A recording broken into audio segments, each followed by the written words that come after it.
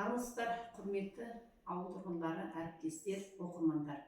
Мен сіздерге бүгін адам рухының көрінісі талғам тақырыбындағы сторителлингті сіздерге назарларыңызға ұсынамын.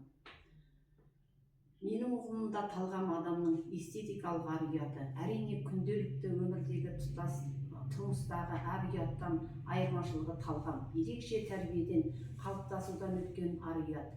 Одан ары баратын болсақ, талғам сананың дамыған ең нәзік түрі. Биік талғамға зеректік пен білімділік, рухани бекзаттық жол бастайды. Ал оның бастауында дұрыс тәрбие тұрады.